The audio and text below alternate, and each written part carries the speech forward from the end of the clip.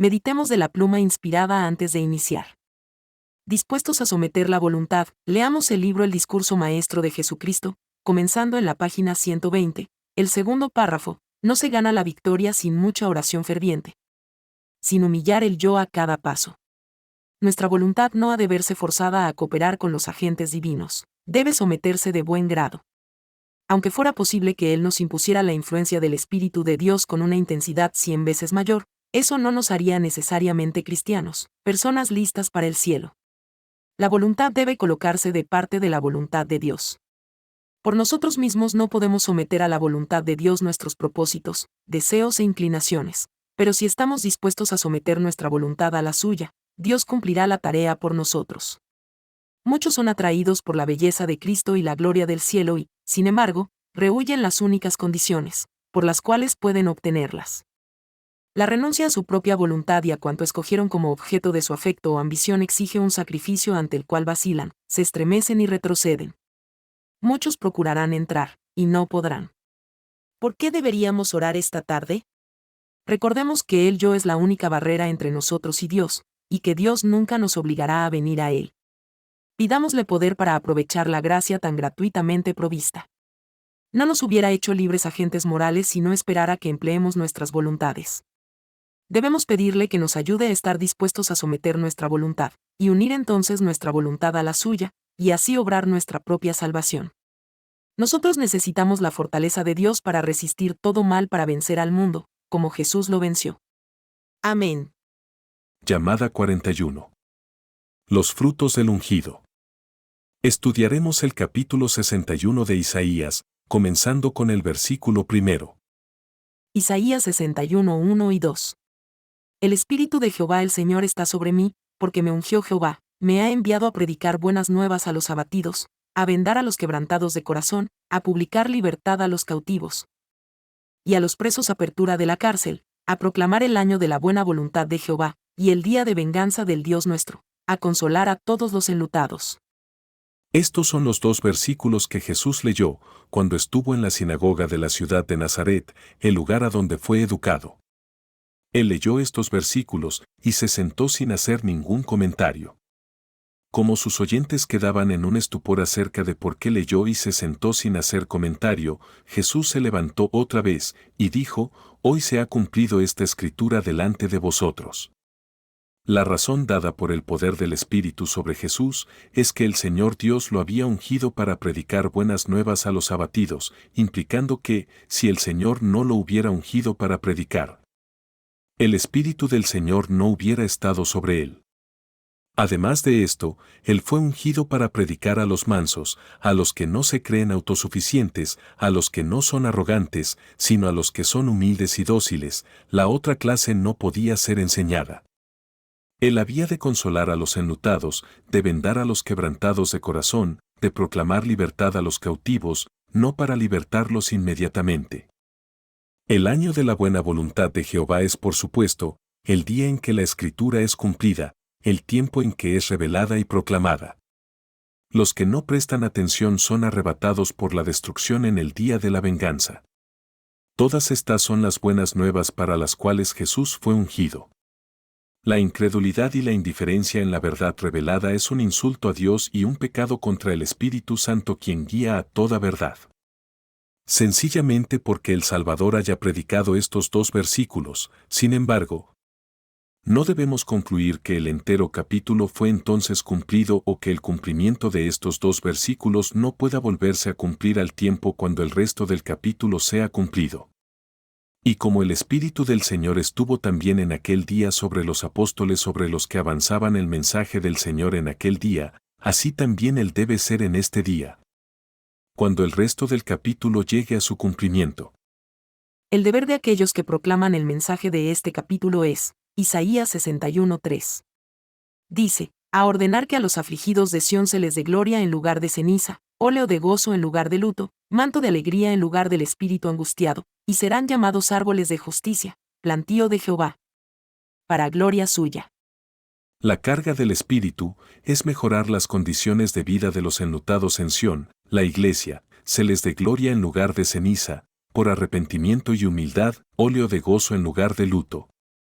La verdad presente que se espera alumbrar el resto del camino, y manto, carácter, de alegría para que sean como ornamentos vivientes de justicia, una nueva creación de Dios para que Él sea glorificado. Aquí se ve que la creación original de Dios que ha sido perdida por el pecado, ha de restaurarse. Ahora es el día aceptable para abrir su corazón, para recibir la verdad presente, para recrear y restaurar lo que se perdió por el pecado. Isaías 61:4. Reedificarán las ruinas antiguas, y levantarán los asolamientos primeros, y restaurarán las ciudades arruinadas, los escombros de muchas generaciones. Aquellos que son hechos bellos y llenos de gozo, que están vestidos con manto de alabanza y que llegan a ser árboles de justicia el plantío del Señor, sus siervos triunfantes, los Esdras y Nehemías sin engaño de hoy día, han de restaurar todas las cosas. Isaías 61:5. Y extranjeros apacentarán vuestras ovejas, y los extraños serán vuestros labradores y vuestros viñadores. Los extranjeros y extraños mencionados aquí, son por supuesto, no extraños y extranjeros para el reino de Dios, sino para la nación, no son relacionados por sangre a Judá e Israel, no son del linaje de Jacob, no son de los 144,000 quienes primero están sobre el monte de Sión, sino con ellos. Isaías 61:6. Y vosotros seréis llamados sacerdotes de Jehová, ministros de nuestro Dios seréis llamados, comeréis las riquezas de las naciones, y con su gloria seréis sublimes. En el futuro antitípico reino de Judá que está por venir, habrá dos grupos de personas, los ministros y los llamados laicos. De estas escrituras vemos que el reino de Dios, la iglesia purificada, libre de cizaña es una cosa real. No es algo imaginario, no es ninguna cosa brumosa, flotando en el espacio sino aquí mismo en la tierra. Isaías 61:7. En lugar de vuestra doble confusión y de vuestra deshonra, os alabarán en sus heredades, por lo cual en sus tierras poseerán doble honra, y tendrán perpetuo gozo. Estos ministros de Dios tendrán doble por causa de la deshonra que han sufrido, y se regocijarán en sus heredades. ¿Están dispuestos a sufrir por causa de Cristo? ¿Es usted igual o diferente de aquellos que busquen gozo y amistad del mundo y quienes tarde o temprano se encuentran en gran decepción? Crean que esto es todo. Isaías 61:8. Porque yo Jehová soy amante del derecho, aborrecedor del latrocinio para holocausto, por tanto, afirmaré en verdad su obra, y haré con ellos pacto perpetuo. Juicio y justicia, este es el lema de Dios para todas sus criaturas.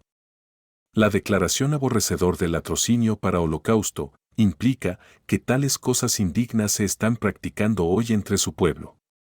En conexión con esto, debo decir que hace algunos años oí a cierto miembro de la iglesia decir que había ganado un poco de dinero en una partida de juego y que como su conciencia le remordía para guardarlo, lo dio como ofrenda para su iglesia. También he oído a algunos decir que ellos trabajan en día sábado, pero que dan a la iglesia el dinero que ganaron en ese día. Estas situaciones pueden servir como ejemplo de cuán ignorante y faltos de educación está el pueblo de Dios acerca de las cosas de Dios. Ellos están haciendo a Dios un tahur y un quebrantador del sábado, y al mismo tiempo se imaginan que le están haciendo un favor. La promesa de Dios a su pueblo es, afirmaré en verdad su obra. ¿Hemos de dudar su capacidad para ejecutar y al mismo tiempo esperar que Él nos dé un hogar en su reino? Isaías 61:9. Y la descendencia de ellos será conocida entre las naciones, y sus renuevos en medio de los pueblos. Todos los que los vieren, reconocerán que son linaje bendito de Jehová. ¡Qué bendita esperanza! ¡Qué poder para salvar a los jóvenes y a los ancianos y hacer que sus nombres sean conocidos en todo el mundo! Por tal fama como esta, la gente aguantaría casi toda tortura conocida por la humanidad. Aunque Dios únicamente nos pide que creamos y cumplamos con su palabra, sí, eso es todo. El cristianismo ha de llegar a ser una cosa real, tan real que los gentiles reconocerán que tales cristianos solo pueden ser el plantío del Señor, que solo el poder de Dios puede traer tal cambio en el corazón del ser humano y causar que los santos digan. Isaías 61:10. En gran manera me gozaré en Jehová, mi alma se alegrará en mi Dios, porque me vistió con vestiduras de salvación, me rodeó de manto de justicia, como a novio me atavió, y como a novia adornada con sus joyas. Este capítulo de Isaías el profeta sin duda ha de traer un reavivamiento y una reforma, tal como nunca la ha habido desde que comenzara el pecado. No permita Dios que alguno de nosotros perdamos esta experiencia y sus bendiciones que vienen por medio de este reavivamiento y reforma. Isaías 61:11. Porque como la tierra produce su renuevo, y como el huerto hace brotar su semilla, así Jehová el Señor hará brotar justicia y alabanza delante de todas las naciones. Estas experiencias vendrán tan naturalmente al pueblo de Dios por medio de la simiente de verdad, así como la tierra ocasiona que la semilla sembrada en ella florezca y produzca fruto. Esto es sin duda la justicia de Cristo, no el poder de los hombres. Haciendo un resumen de este estudio, sabemos que los frutos del ungido son estos, que Jesús fue ungido para predicar las buenas nuevas, nuevas de que Él iba a abrir la puerta de la prisión del pecado, a vendar las heridas del pueblo de Dios, a proclamar el año de la buena voluntad de Jehová, a consolar a todos los enlutados y dar a todos oportunidad para escapar el día de venganza. Que porque Jesús fue así ungido estaba preparado para consolar a los enlutados en Sión, darle belleza en lugar de cenizas, óleo de gozo en lugar de luto, manto de alegría en lugar del espíritu angustiado, para que ellos sean llamados árboles de justicia, y que por esto Dios pueda ser glorificado. Que por el don del Espíritu su pueblo será capaz de edificar los asolamientos de muchas generaciones, que los que son llamados ahora han de ser ministros de Dios, y comerán las riquezas de las gentes, y se gloriarán en ellas. Y extranjeros apacentarán sus ovejas. Y los extraños serán sus labradores y viñadores, que entonces su vergüenza y confusión serán cambiadas en gozo perpetuo, que como Dios aborrece el latrocinio, Él afirmará su obra en verdad. Y hará pacto perpetuo con los que le conocen, que entonces la simiente de ellos será conocida de entre el pueblo por los gentiles, y éstos reconocerán que Dios ha bendecido a su pueblo. Que porque el ungido viste a su pueblo con vestido de salvación y con el manto de justicia, el testimonio de sus hijos. Será en gran manera me gozaré en Jehová, y como la novia se adorna con sus joyas, así los adornos espirituales dados por estos dones traerán el reavivamiento y la reforma. Y como la naturaleza hace producir a la semilla sembrada en la tierra, así el ungido hará brotar justicia y alabanza ante todas las naciones. Se han hecho amplias provisiones para todos los que seria y reflexivamente se empeñan en la obra de perfeccionar la santidad en el temor de Dios. Fortaleza, gracia y gloria han sido provistas a través de Cristo, para que los ángeles ministradores las lleven a los herederos de la salvación. Nadie es tan bajo, tan corrupto y vil que no pueda encontrar en Jesús, quien murió por él, fortaleza, pureza y justicia, si consiente en apartarse de sus pecados, cesar en su proceder inicuo, y volverse con un corazón sincero al Dios vivo. Él está esperando para quitarles sus vestiduras manchadas y contaminadas por el pecado, y ponerles las blancas y brillantes vestiduras de justicia, y les manda que vivan y no mueran. En él pueden florecer. Sus ramas no se marchitarán ni quedarán sin fruto. Si moran en él, pueden extraer savia y nutrimento de él, ser imbuidos de su espíritu, andar como él anduvo, vencer como él venció, y ser exaltados a su propia mano derecha. Testimonios para la Iglesia, volumen 2, página 403.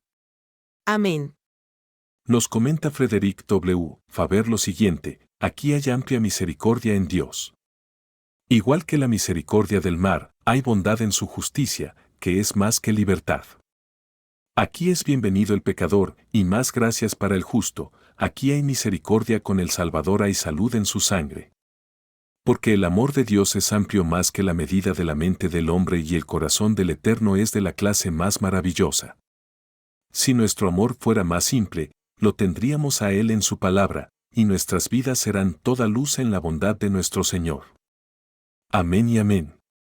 Con amor fraternal por Víctor Houteff.